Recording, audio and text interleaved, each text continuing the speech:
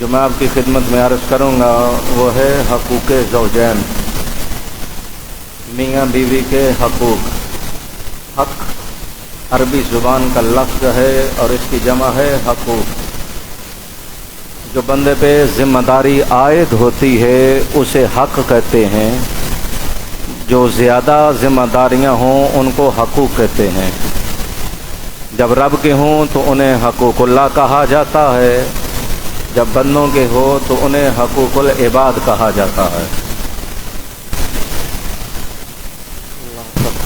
جو ذمہ داری عائد ہو اور اسے پورا کرنا ضروری ہو اسے حق کہا جاتا ہے۔ مرد عورت زندگی کے دو اہم حصے ہیں۔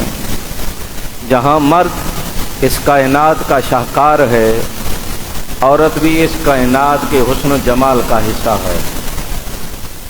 مرد عورت جسے اکٹھی زندگی بسر کرنے کا عہد کرتے ہیں اسے نکاح کہا جاتا ہے، اور نکاح کرنا سنت ہے۔ نکاح کرنا سنت ہے۔ سنت مصطفیٰ کے تحت زندگی بسر کرے تو ثواب ملتا ہے، سنت کے بغیر تعلقات قائم کرے تو وہ زنا تصور ہوتا ہے۔ اس لیے سنت میں حکمت بھی ہے، ثواب بھی ہے، عبادت بھی ہے۔ ذرا تاریخ پہ نظر ڈالتے ہیں تو دیکھتے ہیں عرب معاشرہ عورت کو ذلت و رسوائی کا نام جانتا تھا۔ وہ عورت کو بدنامی کا باعث سمجھتے، بچی پیدا ہوتی تو اسے زندہ قبر میں رکھ دیتے، اسے زندہ قبر میں رکھ دیتے۔ یہ اتنی پرانی رسم ہے لیکن ختم نہیں ہوئی۔ آج بھی اگر کسی کے ہاں بچی پیدا ہو جائے تو کتنے دیہات اور کتنے قبیلے ہیں جہاں عورتیں افسوس کرن جاتی ہیں۔ کیا میں نے درست کہا؟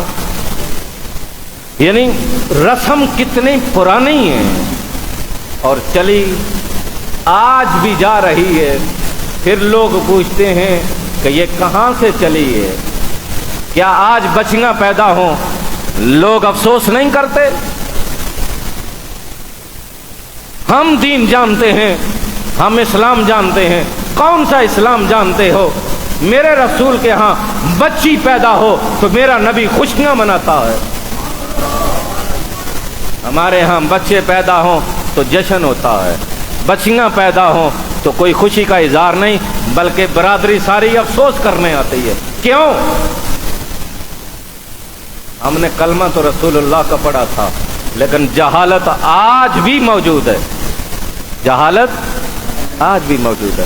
تو عرب معاشرہ سب سے پہلے بچی پیدا ہوتی اس کو زندہ قبر میں رکھ دیتے، زندگی کا حق ہی نہیں دیتے تھے۔ ایران بڑی خطرناک رسم تھی، جو کہتے ہیں ہم اسلامی ملک کے بہت لمبردار ہیں، ہمارے ہاں تو بڑا ہی، لیکن میں اس بات میں نہیں جاننا چاہتا کہ کتنی خباثتیں موجود ہیں۔ ہندوستان ستی کی رسم جاری۔ ستی کیا ہے؟ اگر مرد فوت ہو جائے، مر جائے، عورت کے لیے دو آپشن ہیں، یا مرد کے ساتھ زندہ رکھ کر جلا دی جائے، یا دوسرا آپشن کہ اسے کمرے کے اندر بند کر دیا جائے۔ وہ ساری زندگی نہ نہائے گی، نہ حسن و جمال اختیار کرے گی، نہ کنگھی کرے گی، بند کمرے کے اندر سوگ مناتے مناتے مر جائے۔